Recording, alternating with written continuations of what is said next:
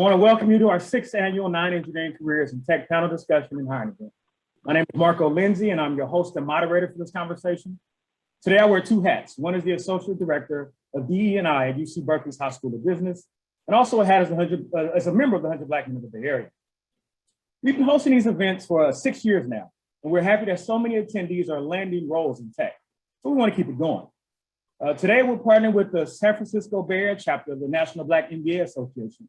And their president, Maisha Robertson, is our Zoom expert working behind the scenes to make this event possible. Please know that they are recruiting for new members, and you do not have to currently have an MBA to join. They're hosting a summer soiree this weekend here in the Bay Area, and I encourage you all to attend. Maisha will put a link in the chat where you can see more information on that. So in a moment, I'm going to introduce our panelists. Then I'll ask them a set of preset questions. At around the 40-minute mark, we'll begin to pull questions that you put in the chat box. Then at the hour, we'll go in a breakout room so that you can continue to network and speak to representatives from the companies here. Company reps, please make sure that your screen name shows which organization you are a part of. And we encourage you to answer questions that may come up from career seekers in the chat box. Career seekers, I encourage you to put your LinkedIn profiles in the chat box, add other people's LinkedIns, and connect with one another, as well as the company reps that are here on the call. Please keep your audio muted until we go up to the breakout rooms. And with that, we'll begin our conversation, and I'll introduce our esteemed panelists. First up, we have Syeda Lee of Chime. Syeda Lee is a Bay Area native with 5+ years experience in the fraud and risk space. Syeda has degrees in fashion design, fashion merchandising, management information systems, and she continues to leverage to creatively solve problems and advocate for good solutions. She is also a strong champion for diversity, equity, and belonging, and has founded multiple employee resource groups to continue to promote environments focused on creating and maintaining inclusive spaces. Next up, we have Lisa Bourne of Zwift. Lisa Bourne is a senior leader, African-American Harvard MBA, and an avid cyclist with 18+ years professional experience in retail, e-commerce, consulting, and nonprofit, and 20 years on the bike. She's a general manager focused on driving both top and bottom line results within large, highly matrix and complex organizations through effective coalition building, strategic analysis, and an exceptional ability to influence C-suite leadership. Lisa's a lifelong learner with a deep understanding of brand fundamentals and a serious dedication to deepening the customer brand connection through both traditional and digital means. Her leadership style is unapologetically inclusive and collaborative, empowering individuals and teams to deliver only their best and to enjoy the process along the way. Having founded Accenture's first project-specific mentoring program, and more recently having been elected as one of the lead mentors within the Neiman Marcus Marketing, Advertising, and Creative's formal mentor program. Next up, we have Michael Campbell. Michael Campbell joined ServiceNow in November 2020, and as chief of staff and global insider for GTM. Prior to his current position, he spent a number of years at Salesforce, where he led global sales teams and helping strategic customers execute their digital experience initiatives. In his career, Mike held various sales and sales leadership roles within companies such as EMC, Oracle, Parametric Technology, among others. A native South Floridian, Mike went to Boston College on a football scholarship where he earned his bachelor's degree and met his wife, Michelle. When he is not working, he enjoys life with his family, cooking, focusing on fitness and health, supporting his kids' athletic aspirations, and advocating for various causes, including fundraising and metastatic breast cancer research. Next up, we have Trey Edwards. Trey is a manager at Coinbase and has been passionate about blockchain and digital currency for the past 4 years. He began his journey by working in the traditional financial industry, where he learned firsthand how antiquated our financial system is. After becoming one of the youngest people in the world to obtain his master's in blockchain and digital currency, he began working for Coinbase and now leads their retail customer advocacy team. He lives in North Carolina with his beautiful wife and puppy. When he's not working, he's passionate about educating the Black community about this technology and making sure that we're not only aware of it, but we're also helping to build the future of the industry. Lastly, but definitely not least, we have Clay of Invitae. Clay is the head of global supply chain logistics and corporate real estate for Invitae.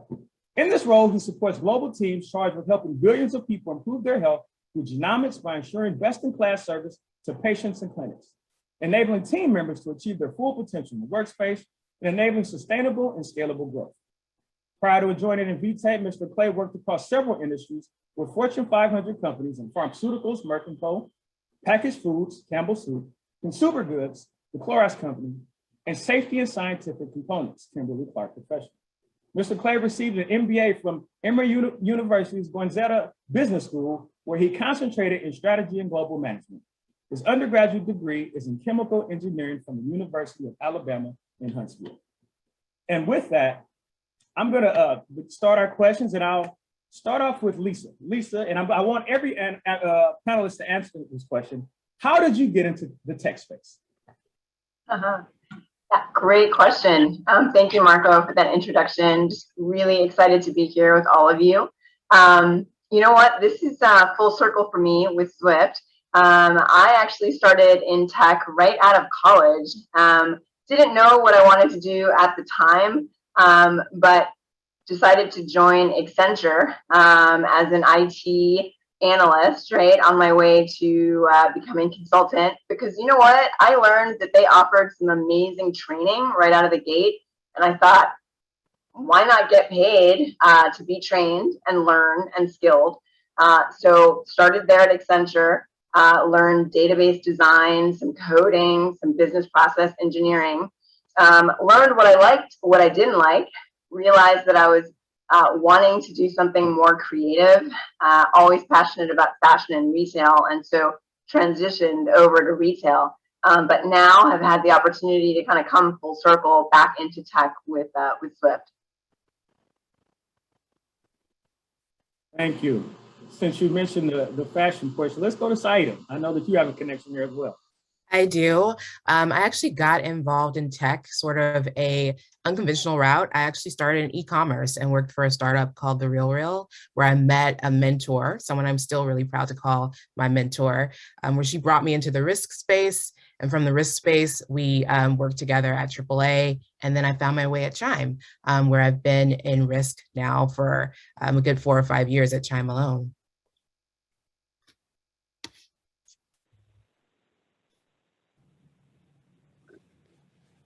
Michael, you're up. Yeah, so for me, after leaving BC, I felt I wanted to get into sales. I thought that type of career was going to match my personality and kind of what I wanted to do with my life at the time. I was, with a finance degree, I was focused on financial sales careers, working for insurance companies, for stockbrokers, we called them at the time, Merrill Lynch type companies of the world.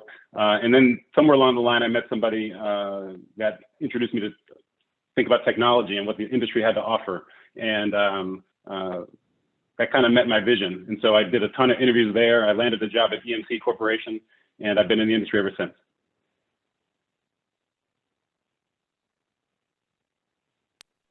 Trey, talk to us. Hello, hey everyone. So my name is Trey Edwards. I got into tech as I started to transition out of my sales career into technical recruiting. And I was assigned to work with major financial companies in Charlotte, North Carolina to help them find the resources that they need. As I was in that role, I came across blockchain technology and became absolutely hooked and went on to get my master's degree and then moved on to a career at Coinbase. I now work in project management and lead a team of talented project managers when it comes down to defining our operational strategy. Thank you. Last but not least, Mr. Philip Clay, Brooklyn 99. I can't change the room number. So we just opened, we're opening this office in Soho right now. And that's where I am. And this is the first time this building is open. So I'm glad the technology works. So how did I get involved in tech? I'm the youngest of the panelists in tech. I'm glad. Yeah, I hope you have a great day. I love you too. We're getting some background. Thanks. Please be sure to mute yourself. I will. It's all right. It's all right. Strange and extremely dangerous substance. But let's not get ahead of ourselves. All right, and so I've actually been in tech for the least amount of time. I've only been with Invitae for the last 4.5, almost 5 months. And prior to that, I come from fast moving consumer goods. I started off traditional chemical engineer, doing chemical engineering stuff with rockets and pharmaceuticals and all types of stuff. And eventually went into manufacturing, traditional manufacturing, from packaging to processing, distribution, planning, et cetera. And then went into the commercial side of fast moving consumer goods. I became interested in tech years ago, but admittedly, I thought that there was really no path for me to get into tech because I'm a traditional supply chain and operations leader from the fast moving consumer packaged goods space. So I didn't see a path into that space. And then this opportunity presented itself with Invitae. And so that this topic is near and dear to my heart because I had no expectation to actually be in the tech space, and here I am. So I joined recently from an adjacent tech space where I was working with a company, Filtration Group, a privately held company, and we worked in the specific division that I had operations and planning for. We made pipette tip filters and filtration media for liquid handling devices that are used in DNA testing, which I had no idea those devices were used in DNA testing. And one thing led to another. Here I am. Along the way, and we'll get into these things, but along the way, what I discovered is that my experiences were very transferable. Having worked in FDA spaces, USDA spaces, completely transferable, and then problem solving, team leadership, process development, strategic decision-making, strategy building, all of those things are welcome. And I can't program. I think I took Fortran in 1994, and that's about it. I love it. I mean, you bring up a great point. And here's a question I'll bring to you all. We have a lot of folks on the call who aren't in tech, and they're working in different spaces, whether that's, whether college counselor, warehouse, a number of different areas. Do you have any advice for them on how they can transfer their skills, kind of like you were speaking to your experience, Philip, in order to land a role in tech? I'll throw that out there and let anyone who wants to mute themselves. Trey, we got you. Sure. Yeah, I'll go first. So first, I think the first thing that I would say to someone who is not in tech who would like to be is to know that you belong here, that there is absolutely a place in tech here for you, that your skills are transferable, and that you deserve to be here in tech. There's absolute position for you.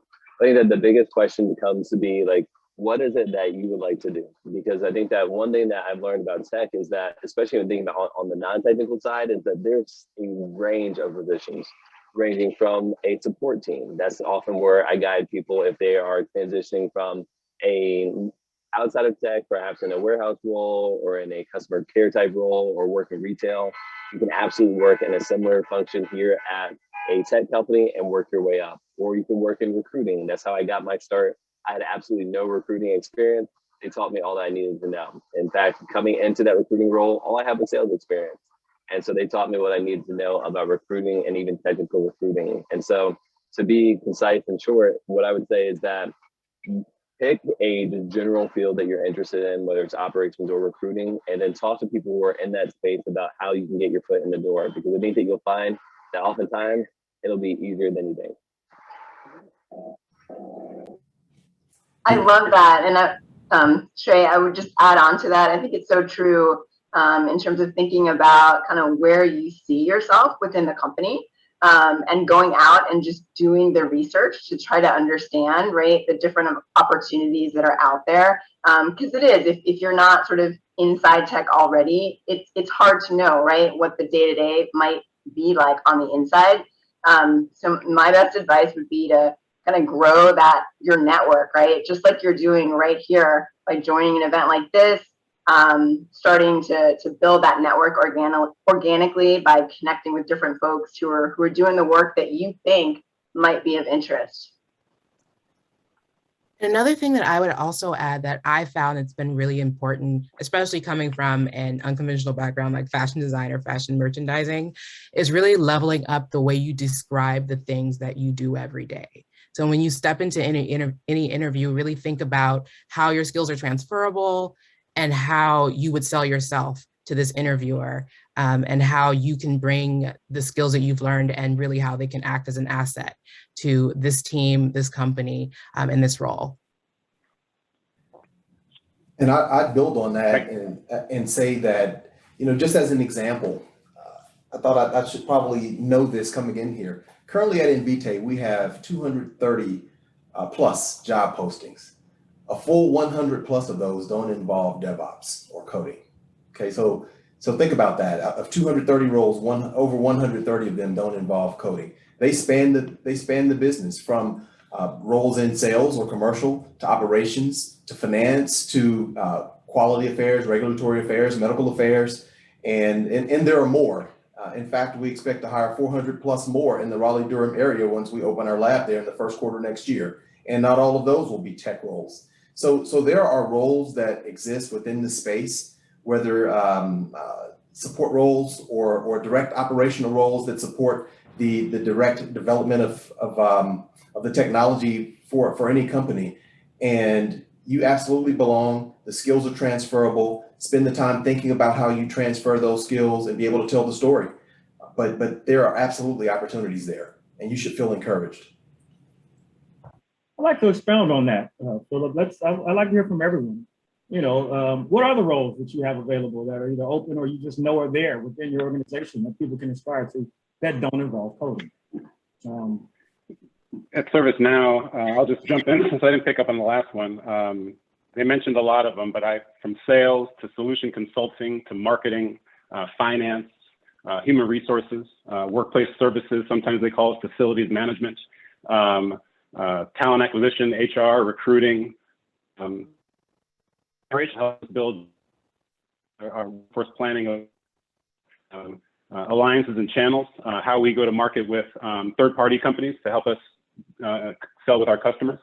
There's a ton of jobs that help ServiceNow grow and all these companies grow that don't require coding. And going back to the first question, I think it comes down to, what relevant experience does the current job that you offer, or in Philip's case, that lifelong career he had in fast-moving consumer goods, what relevant experience have you brought along the way that might contribute to that organization or that particular department you're interviewing for? Mm-hmm. And I can add to that as well. With Zwift, right? We're a fitness company born from gaming, right? So we're on our mission. We're making more people more active more often. We're looking to hire over 300 folks within the next year, and have a ton of open roles in different areas, all the way from the people team and talent engagement, recruiting, all the way through marketing, even supply chain. We're standing up our first supply chain operation, e-commerce, content programming. So if you're familiar with our platform, right, we offer thousands of rides and runs every day on the platform, and that takes a team to schedule and manage and engage with the community. The background that I have here is from our Black Celebration Series campaign that we kicked off in February, right? So we're doing all that we can to make sure folks feel included and supported and celebrated.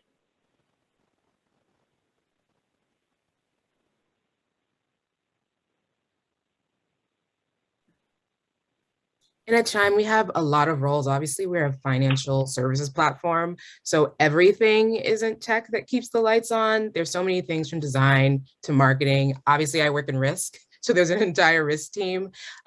Just keep in mind that literally every single tech has so many other components that are different from just coding. So definitely check our website out. We have a lot of roles that we're hiring for.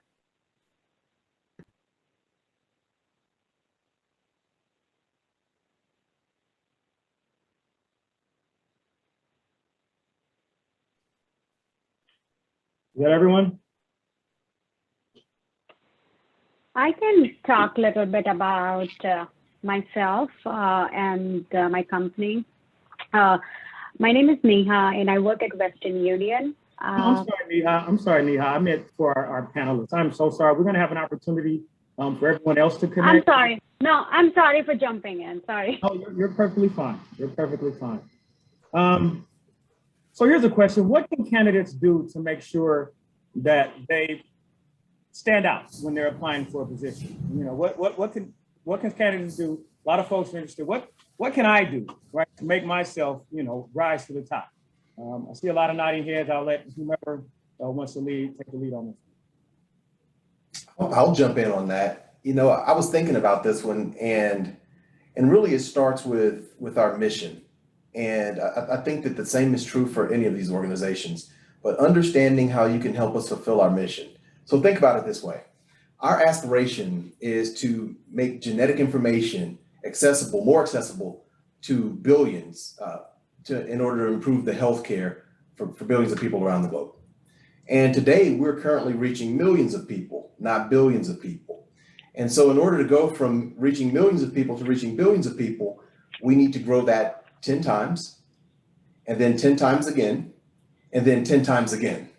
So as a company, our biggest need is to scale non-linearly, and in order to be able to do that. So for instance, if we currently have about 2,500 team members today as we reach millions, as we grow from 1 million to 10 million, we don't want that to require 25,000 team members. And then when we 10X again, 250,000 team members. And then once we 10X again, 2.5 million team members. The math doesn't work. And so what we need is talent that can help us drive productivity, efficiency at scale as we enter new markets, new platforms, and we reach more people. Those skills are completely transferable. And so as you're thinking about how to get into the space, think about how your experiences can help companies grow from your experience base, and you might be surprised. I think a couple of very tactical things that I'd recommend to anyone who's looking for a new job or to break into tech is, one, make sure that your LinkedIn is up to date and that it highlights the job that you would like to get. So think about, kind of as someone said previously, about how to sell your experience in a way that kind of fits the job that you want. Put a lot of thought onto that, how you describe it on LinkedIn. That's the number one place that people look when it comes down to searching for new people. I think next, I always appreciate when people who reach out to me on LinkedIn or via email or via other outlets, when they have very specific questions about the role or the value that they want to bring to the team. I think that really stands apart from people who just reach out to me and say, hey, I'm interested in just a job at Coinbase. Well, there's a lot of jobs at Coinbase. And so I think that the people who really stand out are the ones who have a very specific position that they're interested in, and they already know about the value that they want to bring into the organization, really kind of putting in that work when it comes down to being very prepared and showing that they are going to bring immediate value to the business. I love that, Trey. Preach. I'm going to add, it's not just about the what you can bring to the table, but it's the why behind it. And I would say, just from personal experience, this was a left turn for me in terms of coming into a diversity role. This is my first role in diversity, sitting on a people team function within the tech world. My experience came from other industries, but I've been a cyclist for 20 years, and I've been super passionate about mentorship, getting more Black women on bikes, those types of things that really played a huge role in me landing this new opportunity. So I take it back to the tactical with the LinkedIn and your LinkedIn profile.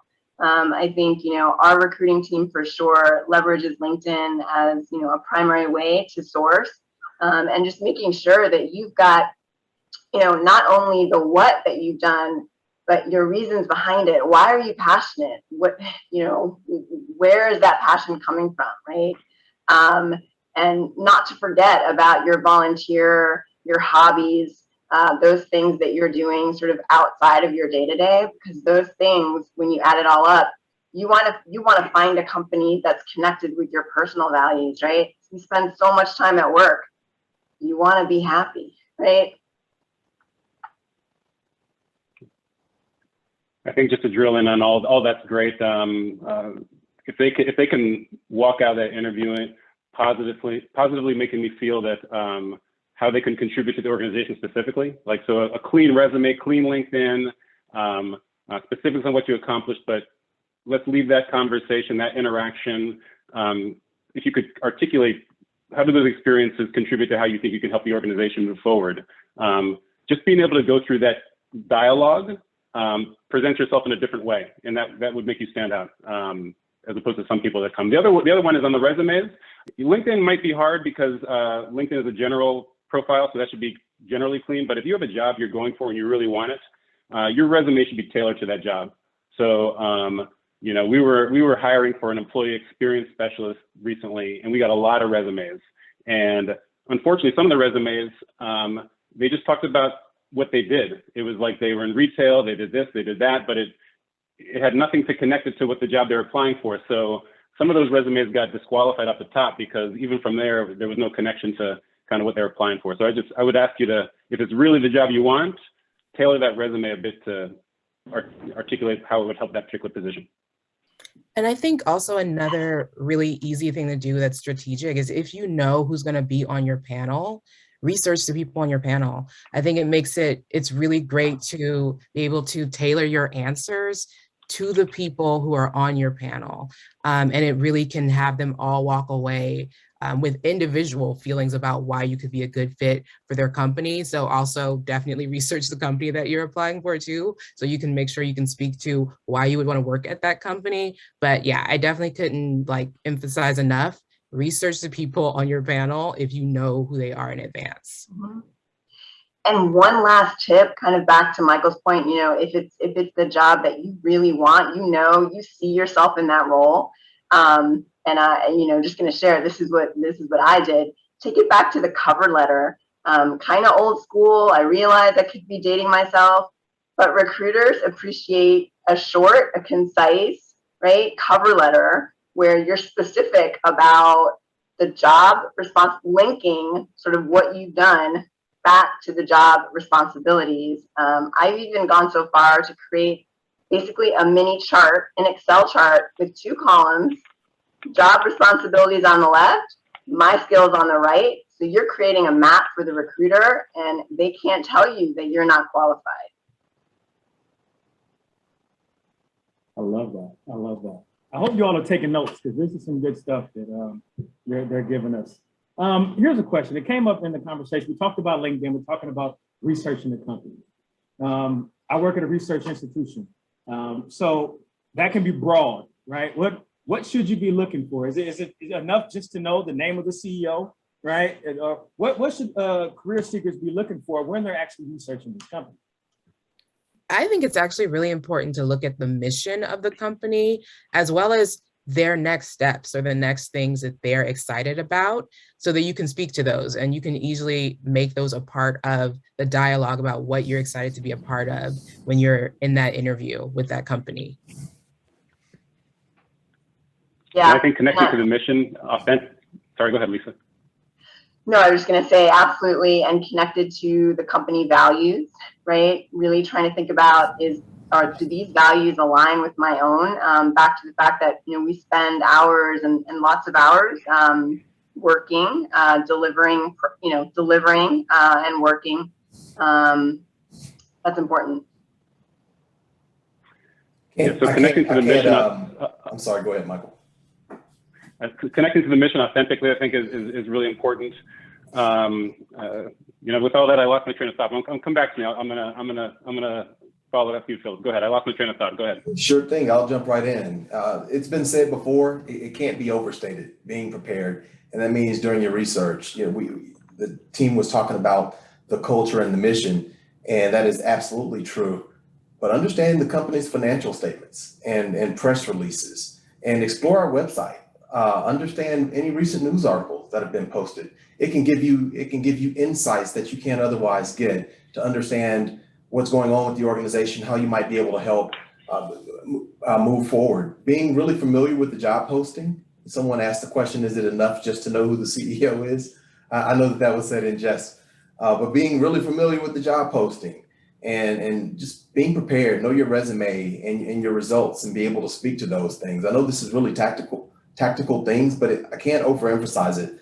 We're always interviewing, and there's a lot of activity that goes into screening hundreds of resumes, getting down to phone screens with a few dozen people, and then identifying who you're going to bring into either a Zoom, a set of video conferences, or hopefully once we get past this full pandemic, in-person interviews again, in some instances. But it's a lot that goes into it. And so being prepared will illustrate and demonstrate that you take it serious, that you care about it, that you really want it as much as you say you do. And one thing that I can tell you from personal experience, sometimes that can be hard to do if you are chasing every opportunity that you see. If you're chasing every opportunity that you see, sometimes it can help to focus, to get very focused on, 1, 2, or 3 opportunities at a time, so that you can maintain a clear line of thinking with how you want to approach these organizations. But if you're interviewing with 5 or 10 companies at a time, I've had candidates submit cover letters or resumes or send me emails that were intended for some other interviewer at a different company. That happens, and it's unfortunate because it shows up differently when you think about who you're competing with for the position with and how they show up. So you can never lose track of that. So just being prepared and staying as focused as you can when you can goes very far. All right, hopefully this is worth it, and I think it's relevant still. Think about where you are in the process of the company, right? One of the very first things that these organizations and companies are trying to assess is a person's ability to learn, their aptitude to learn. Maybe you're entering a new industry, a new job, what have you. And so that research you're doing is one of your first opportunities to demonstrate that learning muscle, that we always have to have, and we will continue to have in a fast-moving world. I would say that there's not enough research you can do. The company, the CEO's name, the financial reports, figure out who their competitors are, who their customers are, how do they do business. The more you learn, the more confident you'll be in front of the person you're talking to. And it's not like you're trying to game it. You don't know when it'll come in handy, but it'll be apparent at some point in the conversation. It'll be apparent that you did your research on this conversation, and that's most important. So that's all.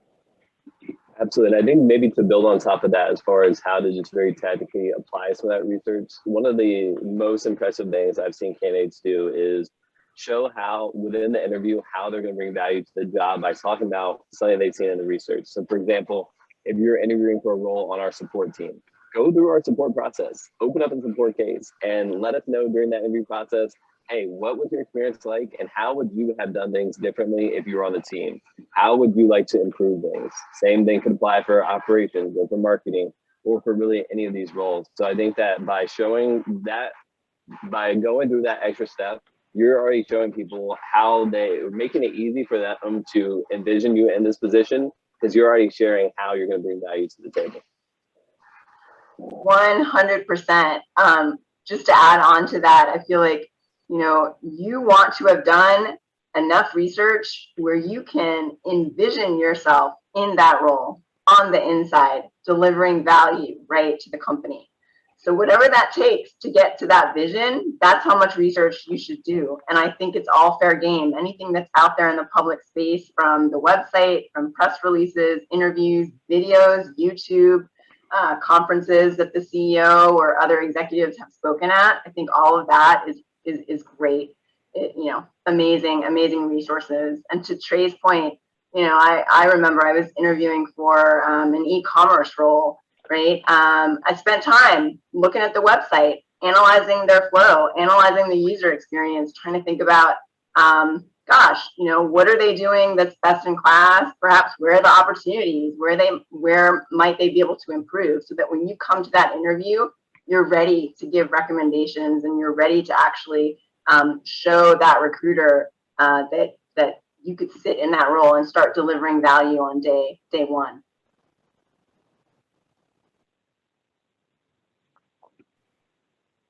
Well, it sounds like to me that doing your research can really help you stand out in an interview, especially in comparison to other candidates. And so that's good to know. I hope folks are paying attention to that. And we got some good companies here for you to research. We got some folks on the call for you to connect with. We have our panelists, but as well, they're representatives from the organization. And so my next question to you all is, how important is it for someone to know someone within the organization that they're applying to? I know we got recruiters, we got reps, we got you all on the call. How important is it for someone to have those connections, to be networking and reaching out and having those conversations behind the scenes? sometimes it matters. You know, if you truly know the CEO, I think knowing the CEO gets your name into the company faster than other places. But by and large, it's only one aspect. It might get somebody some visibility internally and at least a courtesy to review the resume. But I know at ServiceNow, we're looking for the best people we can find. And we're looking at them from all aspects, and internal, external, what have you. We're going to try and find the resumes and the storylines and the personas that connect with us and our mission and where we're going. It matters, but I don't know how much it matters. I think it's all the stuff we said before. It's the preparation. It's how you present yourself. It's how you are bringing yourself to the conversation relative to your resume, et cetera. That'd be my initial thoughts.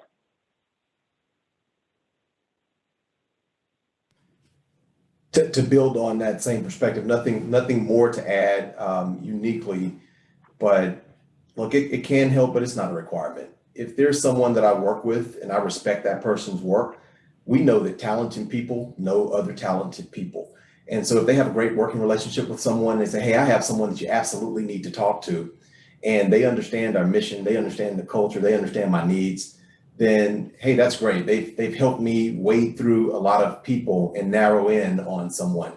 But if it's just someone that they loosely know or has a personal relationship with, but not necessarily a professional relationship, it's only marginal better, right? I might give it out of cursory, give a resume a cursory review, but it really is, it might matter, and sometimes it doesn't, to Michael's point. I think to give maybe a bit of a contrary take, I would say that especially within the tech, from my experience within the tech industry, referrals definitely matter. I think that depending on the company, anywhere between 30 to 40% of all hires come from internal referrals. And so it makes a difference as far as just getting your initial foot in the door. Now, with that being said, I think that where kind of the nuance here is that you don't necessarily have to have worked with someone in order to get a referral from them. And so, for example, if you all reach out to me and you have a position that you're qualified for and you're very interested here in Coinbase, I'm happy to have a conversation with you and to use our internal portal to refer you to it as a lead to our recruiters. That allows for you to have a little bit faster of a pipeline into the interview process, and it makes a difference. And so I would encourage you all to, as you're going throughout your application process and think about where you want to work, really leverage LinkedIn and send people who work at those companies, and especially if they work on that team, a targeted note as far as who you are, the value that you like to bring to the team, and then if you have any specific questions for them. Or I've even just had people directly ask me for a referral, and that's something that can be appropriate if you go about it the correct way, and especially if you come to that conversation very prepared and adding value as far as that goes. And the last piece I would say is that if you are going to ask for a referral from someone, especially someone who you don't know, make their life as easy as possible. And so send them over a couple of bullet points about why you're a good fit. Send them over your resume and overall, and especially have a specific position in mind that you'd like to be referred to. And don't ask for just a general referral into the company, because that's not typically the way that it works.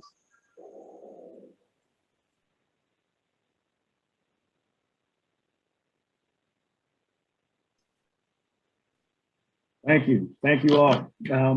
Here's another question that I'll pose to the team. 100 Black Men event, National Black MBA Association. What are your organizations doing to help increase diversity in hiring? What's going on there? Let's talk about it. I would love to start. So I do lead our diversity initiatives for Zwift. As I mentioned before, it's a fairly new role and a new department, but we are focused. We have a fairly comprehensive strategy in place, and for sure focusing on increasing diversity across all levels of the company, which is super important. This year, we've actually partnered with Jobwell, which is the Black-led HR essentially platform that enables us to help our recruiting team and our sourcers find diverse candidates. We're also extending and opening and deepening our partnerships with organizations like 100 Black Men, like Afrotech, Grace Hopper, organizations that we know will help us find those diverse candidates. We want to get to know you, and we want y'all to get to know us. So leveraging, those relationships and building that foundation. And then I would say also we have, a really strong partnership.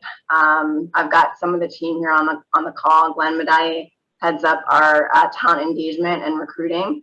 And so we are partnering to really dig into our recruiting process to understand, right, where we're seeing issues in the process, and if there's bias that's crept in at any different point. And then, educating around bias, educating around the need to ensure that we can diversify the pipeline at all stages. Large investments over at ServiceNow in our diversity and early career talent acquisition teams. Tens and tens of people that have come on board to drive better engagement or across different channels. We've removed the college degree requirement for many of our positions, and we've moved to a relevant experience definition in terms of looking at the job. How many years and what relevant experience is the person bringing to the conversation, and obviously continue to measure our performance. And articulate at all levels, like at director and VP and above, and where we are with our numbers. We're still behind where we need to be, but I think with our focus on the mission and the resources we're putting behind it, we expect to make great progress.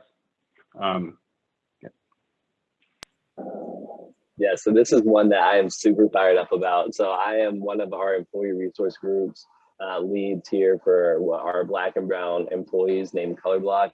And there are so many cool things that Coinbase is doing in this space. So first, we're starting to be very intentional about our top of the funnel recruiting efforts, thinking about where we're sourcing candidates, especially being intentional about looking for people from HBCUs and partnering with those communities, partnering with some of the organizations that have been mentioned here on this call, like Afrotech or Grace Hopper, but also making sure that as we are increasing the amount of people that are actually being recruited, that we're also doing a lot to retain the Black and Brown employees that we have and making sure that we're creating a stellar employee experience. And so we do a variety of things ranging from professional development, so having a strong mentorship program for our underrepresented minority employees so that they can make sure that they have access to those types of resources, making sure that we are also doing things such as building community within these underrepresented minority groups. So for example, for our Color Block group, we do a wide range of events ranging from social events and happy hours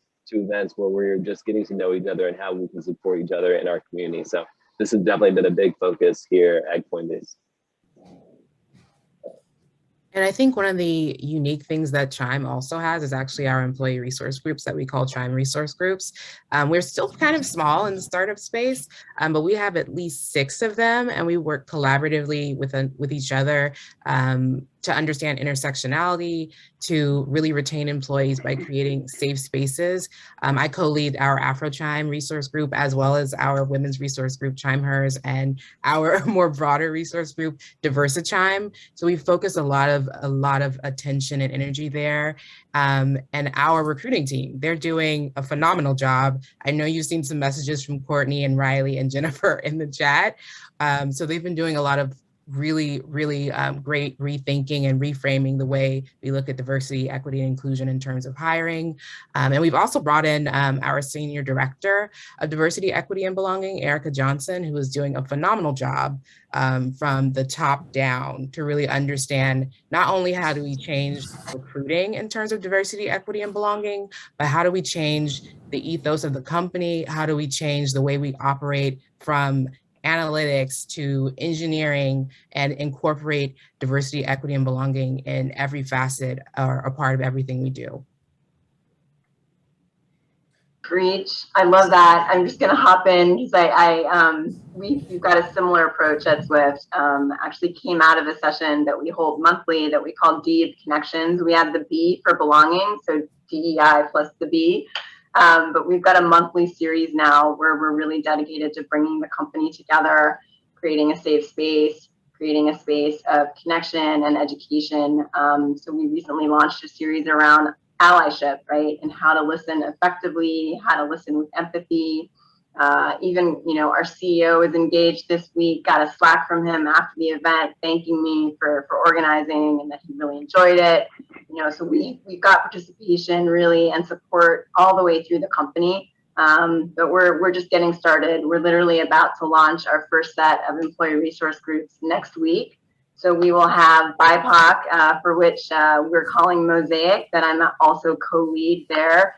We're going to have a women's ERG, and then we've got our LGBTQIA+ ERG called the Priders. So lots to come. Similarly, here at Invitae, we're taking a similar approach. We about a year ago, just before the pandemic, we had an official start for our DE&I effort, and our DE&I leader is on the link in the chat now, if you want to reach out, as well as our Black Genetics ERG leader, Deja Williams. She's out there as well. But similarly, starting up ERGs to help people connect. We are also working directly with our talent operations team to understand and build in some of the requirements to ensure that we're breaking past any bias with how we're recruiting. We're lowering some of the standards. I'll give you an example. I also lead corporate real estate. And so traditionally, facilities management is a white male dominated space. That's just how it goes. And it also is traditionally required to be on site with the buildings that you are managing. So I'm currently recruiting for a role in Boulder, Colorado.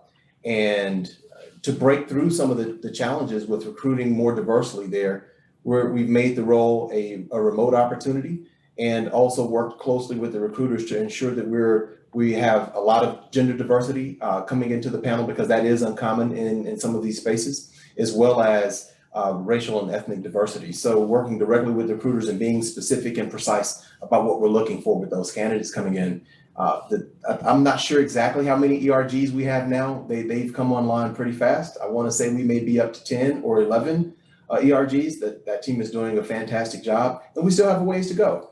Some of the other things that we are doing is being really transparent, as Michael had mentioned earlier, with where we are. We know we aren't where we want to be, but diversity, equity, and inclusion is one of those things where either you believe it or you don't. And we fundamentally believe it. And if you believe it, and you believe the research that companies who embrace diversity, equity, and inclusion outperform over time those that don't, then why wouldn't you lean into it? And so we're there. We are making the investments in terms of organization. We're making the investments in terms of ERGs. We're recruiting differently. We're being transparent with the numbers, and we're holding ourselves accountable. It's exciting because it feels very different in the tech space than it does from fast-moving consumer goods. I'd love to hear a word from our co-host, Maisha Robertson, on this. She has something that she wants to add. And then we'll go. Let me go ahead and all right. So thank you, Michael. And so thank you guys all for mentioning what you guys are doing, the efforts that you are putting forth for employee engagement and DEI in the community. But so just to chime in, what we do here at our association, we have a lot of the resources that companies like yours need. So we have the talent, and we have plenty of members in our organization across the nation. So we are 41 chapters across the whole nation of Black MBA students, Black MBA graduates. We have professionals that range from entry level all the way up to entrepreneurs, seasoned professionals. So we have the talent here, and it's just trying to get companies like yours to chime in and understand what our talent brings and what our members bring. So we put on events just like this to bring all the talent to companies like yours. We work with corporate partners to do recruiting events, to do in-person events, but the talent's there. It's just trying to get people connected. And so you guys have all these great things, the ERGs and all that, but having that other piece outside, the third-party vendor, if you want to call it, that helps too, because I came from a corporate background as well. So I used to do a lot of corporate partnerships with Kaiser Permanente. And so this is the one thing that was always missing. You have your internal thing, but employees also need external volunteer participation, those things. And so associations like ours and 100 Black Men, we do those things. So we're here for you guys. If you guys are looking for talent, we have lots of it. Excellent. Thank you all for being here. I think that's, one of the reasons why you all decided to partner with us. And, I think we need to get more organizations on board, right? I think that we need to make this an industry standard where people are partnering with the organizations that are doing the work to help increase, you know, we hear so much about the pipeline. Well, the talent is there. We got 98 folks on this call. You know, the talent is there, and that's, you know, but, you know, making sure that we can help bridge those gaps and make those connections, which is, you know, one of the reasons why we're here today. And just quickly, because we're getting short on time, I do want to pull a question from the chat. And one of the questions, and, you know, feel free to chime in. So I've been looking through various career page links posted in here, and I don't see much in the way of entry-level positions. Can anyone speak to available positions in their company that also offer trainings? Entry-level positions and positions that may offer training. I don't know if any organization, if anyone can speak to that. So the organization I represent within ServiceNow, I represent the digital go-to-market organization, which is our digital sales organization. Business development, inside sales, we call it digital sales, as well as our renewals organization. We're about 600 people strong. 400 plus of those people are the business development folks. Those people have zero experience. Those people have zero experience, 1 year maybe, relevant experience. They may or may not have gone to college. They have an aptitude, a passion for sales. They want to connect with customers. They want to solve problems.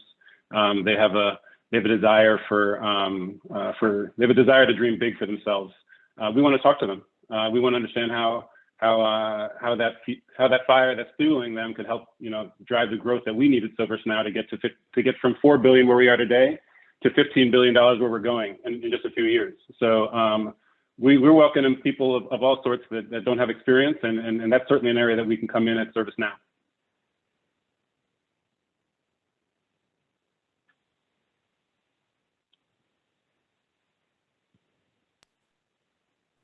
Thank you, Michael. Thank you. I got two more questions. Cool things from the audience. Let's talk about the interview process, right? And I know that interviews go all kind of ways, right? Whether it's virtual, in person, you know, there's so much stuff that you can do right or do wrong, but just from your own personal experience, right? And maybe this is an interview you were involved in or a panel that you sat on. What's one thing, right? We only have a few minutes left. What's one thing that people, an interview pitfall that you want to make sure that everybody avoids? What's one thing that everyone should know? Do not do this. Don't make me sell you on the job too hard. I mean, I know I've got a position ServiceNow and talk about the value and all the great things we do and our purpose and how we can, you know, help you provide a future for yourself. But sometimes people come and particularly early career people, a lot of people we're talking to early in career might not know much about the industry, you know, maybe early in the interview process. They don't express their desire for the job enough. You know, sometimes it's as if they're indifferent about the position, and that's tough, particularly for sales organization. That'd be the first one for me. I would add, do not talk over the interviewer. You will be surprised, and I don't know if it's me or what, but I've been in situations where maybe it's a nerves issue on the part of the candidate, or there's a feeling that there's a need to oversell and sort of overcompensate. But I will tell you that I have been talked over, and it's quite a disrespect, right? So I would advocate on that. The other thing is our recruiting team, they put together a really great series on candidate tips and sort of pitfalls to avoid. So just make sure you go and follow the team after this call, because everything is on LinkedIn. They've got some other tips too. I think another thing I would add is really try your best to be direct and concise with answering the interview questions. I think it can be really difficult when you use like a circuitous route to sort of explain something in an interview. It's difficult for the interviewer to then say they aced this question or they understood this question if they have to ask you numerous follow-up questions to get back to the original question. So definitely try to be short and concise and direct during your interview. I'll give an unconventional one because I feel like the panelists have already had some excellent ones. I would say don't doubt yourself. I think that one of the best things that you can bring to an interview is confidence. So when you come to the interview, know that you belong there, know that you deserve to get that job. That's why they're spending the time speaking with you. And so don't come in there kind of second guessing yourself, because if you come off as if you're second guessing yourself for an interview, that makes it harder for the interviewer to see you in that new role. I think that's an excellent piece of advice from Trey. And at least from my own experience, what has helped me with confidence is being prepared. Don't be unprepared during the interview. We talked about it earlier, but if you're prepared, if you know why you're there, if you know what you've accomplished and what's transferable, if you understand as best you can what's going on with that organization, then that confidence can come through easier, and you'll be able to directly answer questions without going through I'm sorry, I'm going to mess up Syeda's word, without going roundabout in that answer, and you'll be confident, but be prepared. Don't come in unprepared. That happens more than I would care to see. Thank you all. Thank you for those words of advice. We're coming up on the hour, and we're going to push folks to breakout rooms in a moment. I do realize that there may be some of you that need to go, so I do want to make sure that we thank our corporate sponsors, Chime, ServiceNow, Coinbase, Invitae, LinkedIn. We want to make sure that we reach out to them and thank them for making this event happen, and especially Zwift, who came to make this event happen as well. I also want to thank Maisha Robinson of the San Francisco chapter of the National Black MBA Association, and thank our 5 panelists. They're amazing, right? They gave us some real nuggets that can help benefit our career and our lives in general.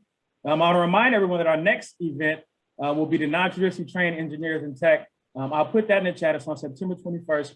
Please be sure to register for that. And we'll be sending out a note to collect more resumes up until Thursday, August 26th. We'll give you the opportunity to still submit your resumes, so that way we can provide them to our organizations, our panelists, and anyone else that we're working with. And so Mike's is going to put us in the breakout rooms. And quickly, I'm just going to put something in the breakout room. As you go into the breakout room, we want you to first do introduction, your name, your pronouns, your location, industry and role. If you're a career seeker or representative, say what you're looking for on this call. I'm looking forward to a career in X, or I'm looking to fill a role in Y. And then we will ask that if one person leads, that they call on the next person to speak until everyone has given their introduction. And then from there we'll go for company rep to speak about your organization, the current roles that are open that you're looking to fill, and the types of candidates that you're looking for. And then we can open up for Q&A within the breakout room. We'll do that for about 15 minutes, and then we'll switch folks up. And so I'm going to put that in the chat just so that way everyone has it. And we'll be going to the breakout rooms momentarily. Want to thank all of you for participating and being here. And please note, this is your time. This is your time to connect with folks, to ask questions, right? To put it out there and shoot your shot, right? We talked about being confident. This is your time to be confident and talk about, your interests, your talents, your aptitudes, your abilities, and why they should hire you for a role. So don't miss out. Take advantage. We don't necessarily have these type of advantages all the time right now to connect directly with recruiters. Thank you all. All right, so while I put you guys into breakout rooms, one thing to note is the whole session for the breakout room is 30 minutes. And so you can go in and out of the breakout room. Just make sure you hit the blue button and not the red button. The blue button is to leave the breakout room and to be able to switch back and forth, okay? All right, so it might take some time because there are like 100 people on this, but you will get pushed. If you are not pushed, it's because you probably were just like hanging there, but you would all be pushed. Here we go.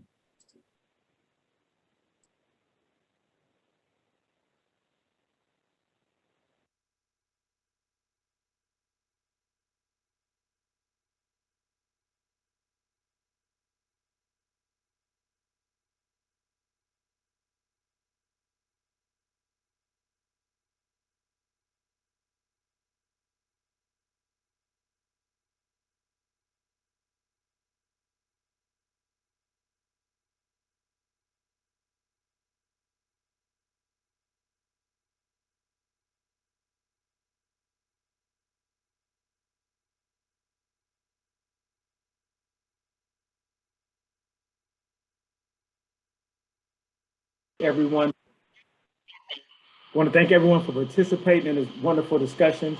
We do hope that you can also attend our September event. And what we'll do is we'll make sure that we'll send an email out to everyone who wants to submit their resume to please do so that way you connect with our recruiters. And also reach out. We saw a lot of LinkedIn's being posted. I hope that you all were able to make connections in a small group so that way you can follow up with some of these company representatives. So that way you can talk about a role within the organization in the near future. We do this specifically. We make this free to everyone here so that way we can help you get roles in tech. We want to help increase access for you all. And so take advantage. Utilize us, utilize this network, utilize this opportunity that you have to speak directly with recruiters because not everyone gets that. These are very busy people, and we're very glad and happy that they were able to make themselves available to answer all the questions that you may have and connect with you all. Well, thank you all. We'll see you soon on September 21st. Looking forward to it. We'll be connecting, and you'll hear from me. Thank you from the 100 Black Men, the National Black MBA Association, the Berkeley High School of Business, and everyone that's on this DEIB journey to help us all be better. You all have a wonderful day and a great weekend. Bye now. Thank you, Marco. We really appreciate you. Thank you. Thank you, Marco. Thank you. Thank you, Marco. Good job, Marco. Thanks, Marco. Thank Great you. work. Thank you.